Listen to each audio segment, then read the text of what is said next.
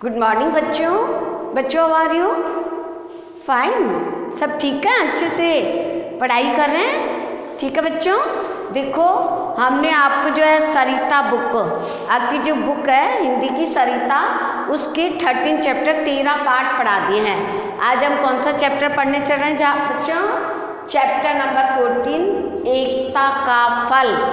एकता का फल यानी अगर हम एकता में रहेंगे, मिलजुल कर रहेंगे तो हमें इससे बहुत ज़्यादा लाभ होगा। अगर हम लड़ाई झगड़ा करेंगे तो हमारा ही नुकसान होगा और दूसरे लोग इसका लाभ उठा जाएंगे। तो इस चैप्टर में जो है एकता का फल, इस चैप्टर में ये बताया गया है कि दो भाइयों ने मिलकर और दूसरे बच्चों को एक साथ मिलाकर जो है कैसे जो है लकड़ी को उठाकर अपने घर ले गए। बच्चों ये कहानी एक गांव की है। आपको पता है हमारे देश में बहुत से ऐसे गांव और नगर हैं। हमारे भारत देश में ऐसे बहुत से गांव और नगर हैं जहां बहुत थोड़े पेड़ पौधे होते हैं। यानी ऐसे कई अभी भी गांव हैं और नगर हैं जहां पेड़ पौधे बहुत कम होते हैं बच्चों। और ऐसा ही एक गांव था जहां पेड़ों की लकड़ी और उपलों की कमी होने के कारण, छाने होते ना उपलों की कमी होने के कारण खाना बनाने में बहुत कठिनाई होती थी।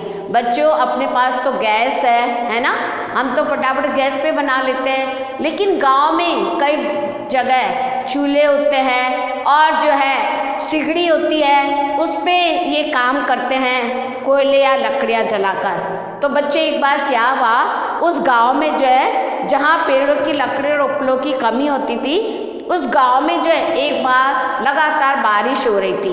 अब वो लोग लकड़ियाँ पेड़ों से लेके आते थे, बारिश हो रही थी और जो उन्हें बहुत दिक्कत आई, लगातार बारिश हो रही थी। तो जो वो लोग जो थे, उस गांव में एक छोटा सा बाजार था, सब लोग वहीं से जो है वो लकड़ियाँ और उपले लेकर आते थे। तो जब बारिश हुई तो दूसरे गांव से जो वो लोग जो है बेचने आए नहीं, बाजार में आए नहीं बेचने के लिए, ना तो उपले बेचने आए और ना ही लकड़ी बेचने आए। तो बाजार से, वो छोटे से बाजार से लोग जलाने के लिए लकड़ी लेके आते थे। वो लोग गांव से दूसरे लोग आए नहीं बेचने के लिए, तो बेचारे कहाँ से लेते? उसी गांव में दो लड़के जो सगे भाई थे। कौन रहते थे? दो लड़के थे जो दोनों ही सगे भाई थे। उन्होंने देखा कि घर में कुछ ईंधन नहीं है खाना बनाने के लिए, तो आज खाना कैसे बनेगा? तो वो दोनों भाई मिलकर निकले जो है बाहर गांव की तरफ। उन्होंने देखा कि देखिए कुछ लकड़ी मिल जाए तो माँ जो है क्या बना लेगी? भोजन बना लेगी, खाना बना लेगी। तो बच्चों दोनों लड़के जो दोनों सगे भाई थे, अपने घर खाना बनाने के लिए सूखी लकड़ी अपने घर के लिए ढूंढने के लिए गए कि कहीं सूखी लकड़ी मिल जाए ताकि माँ जो है वो उसको जलाकर खाना बना ले। तो बच्चों दोनों लड़के जो है उन्होंने वे वहाँ गए जहाँ पर उनके पिता ने आम का पेड़ लगा रखा था। तो जहाँ अब उनके पिता ने आम का पेड़ लगाया था वो वहाँ पर गए, तो वहाँ देखा उन्होंने एक मोटी सी लकड़ी जो है वो आम के पेड़ के नीचे जो है लकड़ी नीचे गिरी पड़ी है। तो उन्होंने लकड़ी को देखा तो बहुत खुशी हुए और दोनों भाई खुशी से उछल पड़े कि अरे ये तो सूखी हुई लकड़ी है और हम जो है इसको जब ले जाएंगे तो हमारा आराम से खाना बन जाएगा। आम के पास जो लकड़ी थी बच्चों, वो सूखी लकड़ी तो मिल गई उनको, लेकिन वो बहुत भारी थी। वो देखकर वो दोनों परेशान हो गए। उन्होंने कहा अरे ये तो बहुत भारी है और इससे जो है कैसे लेके जाएंगे, और अगर हम इसको छोड़ देते हैं तो कोई दूसरा उठा कर ले जाएगा तो हमारा क्या होगा? हम तो भूखे ही मर जाएंगे। तो बच्चों उन्होंने क्या किया, वो जो परेशान हो गए कैसे ले जाए ऐसी भारी लकड़ी को। लेकिन जो छोटा भाई था वो बहुत समझदार था, बहुत होशियार था। उसने कहा कि हमको कुछ ऐसा करना चाहिए। वो बोले कि अपन को कुछ ऐसा करना चाहिए कि इसको ले चलना चाहिए, अगर हम इसे छोड़ गए तो कोई दूसरा ले जाएगा। तो उन्होंने दोनों जने सोच में पड़ गए, बोले क्या करें? तो वो क्या हुआ, वो छोटा सा भाई जो था, छोटा भाई, वो उस लकड़ी के ऊपर बैठ गया।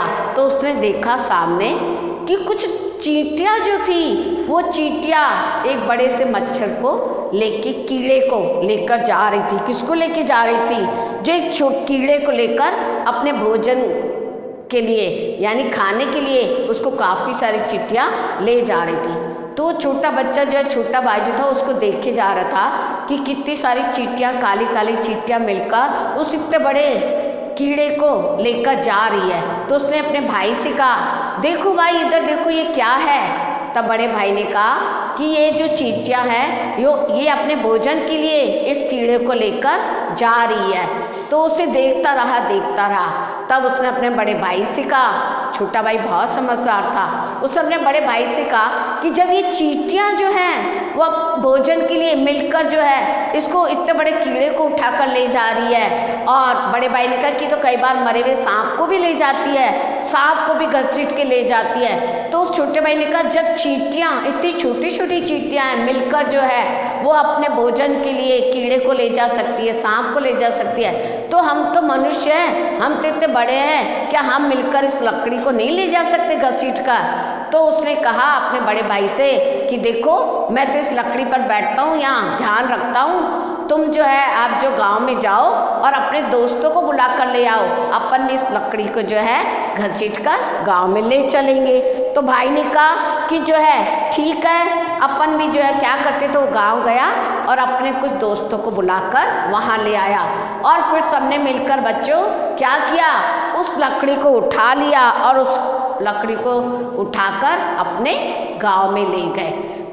जब माँ ने देखा, गांव में ले गए, वो बहुत खुश है। जब माँ ने देखा कि ये मेरे बच्चे और जो दूसरे मिल कर के जो है इतनी बड़ी लकड़ी को उठाकर ले आए हैं, तो वो बहुत प्रसन्न हुई और उन्होंने उन बच्चों से कहा तुमको सबको बहुत धन्यवाद, और उन्होंने उससे मिठाई भी खाने को दी। और माँ ने यह भी समझाया, क्या समझाया, माँ ने समझाया कि बच्चों एकता में बहुत बल होता है, जो मिलकर रहता है वो कठिन से कठिन काम भी जो है करके सरलता से कर लेता है। तो बच्चों कठिन से कठिन काम भी हम आसानी से कर सकते हैं मिलकर के एकता में कहते हैं बल होता है, और हम एक मिलकर रहते तो हमें कोई नुकसान नहीं पहुंचा सकता, हानि नहीं पहुंचा सकता, हमें कोई मार नहीं सकता है अगर हम मिलकर रहते हैं। तब माँ ने कहा कि मिलकर रहने पर हमें कोई हानि नहीं पहुंचा सकता, तथा हमारा मन भी काम कर प्रसन्न रहता है और हमारा काम भी सरलता से आसान हो जाता है। तो बच्चों एकता में बहुत बल होता है, अगर हम मिलकर रहेंगे तो हमारे काम आसानी से होते चले जाएंगे। तो इस प्रकार उन दोनों बच्चों ने और दूसरे बच्चों ने दूसरे गांव से जो है लकड़ी लाए और फिर उसकी माँ ने भोजन बनाया। तो इस प्रकार हमें कैसे रहना चाहिए बच्चों, एकता में मिलकर कैसे रहना चाहिए, मिलकर रहना चाहिए। एकता में शक्ति होती है, एकता में हम कठिन से कठिन काम भी सरलता से पूरे करते जाते हैं। तो ये बच्चों पाठ था, मैंने आपको बताया।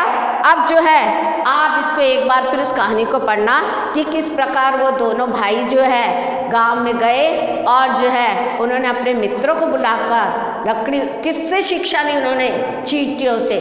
बच्चों चींटियाँ इतनी परिश्रमी होती है, चींटियों को देखकर कई लोग जो है, कोई मकड़ी को, कोई चींटी को देखकर शिक्षा प्राप्त करता है। तो इस चींटी से उनको शिक्षा मिली कि जब एक इतनी सी चींटियाँ जो है इतना बड़ा काम कर सकती है, तो फिर तो हम तो इतने बड़े बड़े हैं, तो क्या हम इस लकड़ी को नहीं उठा सकते।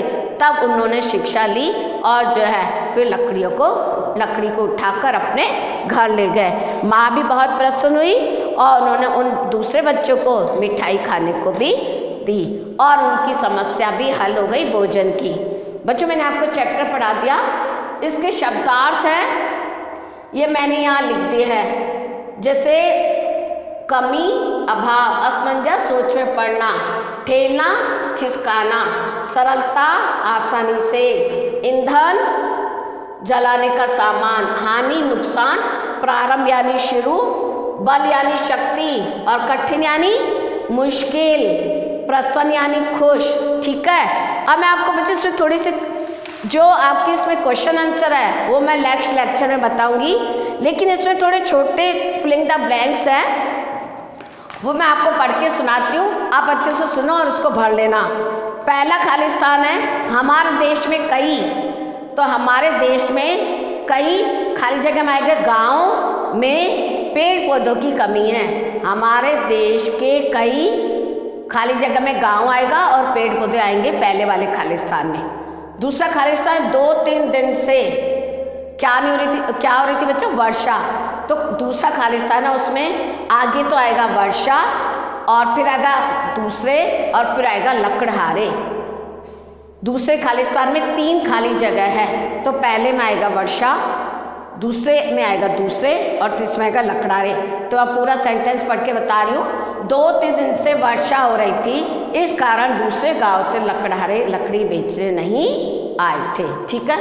अब गए वाला है, घरों में खाना पकाने के लिए भी नहीं था। क्या नहीं था? ईंधन। तो क्या आएगा तीसरे खालिस्तान में? ईंधन। फिर है चींटियां मिलकर एक मरे हुए किसको घसीट सकती है? सांप को। तो इसमें आएगा सांप। एकता में बहुत होता है, क्या होता है? बल।